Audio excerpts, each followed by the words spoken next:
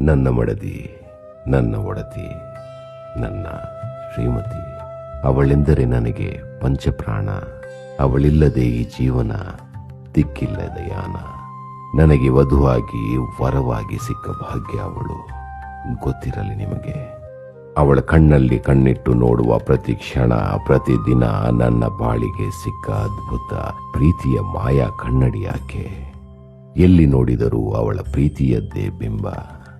ವಿಭಿನ್ನ ಅವಳ ಪ್ರೀತಿ, ವಿನೂತನ ಅವಳು ನನ್ನನ್ನು ನಡೆಸಿಕೊಳ್ಳುವ ರೀತಿ. ತುತ್ತಿಕ್ಕಿ ತಾಯಾಗಿ ಬಿಟ್ಟಳು, ಮುತ್ತಿಕ್ಕಿ ಪ್ರೇಯಸಿಯಾಗಿ ಬಿಟ್ಟಳು. ಜವಾಬ್ದಾರಿ ನೋಡಿದೆ. ಈಗ ನನ್ನ ಮಡದಿ ನನ್ನ ಮನೆಯ ಮಗಳಾಗಿ ಬಿಟ್ಟಳು. ನನ್ನ ಹೆತ್ತವರಿಗೀಗ ಅವಳೇ ತಾಯಾಗಿ ಬಿಟ್ಟಳು. ನನ್ನ ಮಕ್ಕಳಿಗೆ ಗುರುವಾಗಿ ಬಿಟ್ಟಳು. ಸೊಸೆ ಎನ್ನುವುದಕ್ಕಿಂತ ಅವಳು ಮುದ್ದಿನ ಮಗಳಾಗಿ ಬಿಟ್ಟಳು. ಮುಂಜಾನೆ ನೀರು ಚಿಮ್ಮಿಸಿ ರಂಗೋಲಿ ಬಿಡಿಸಿ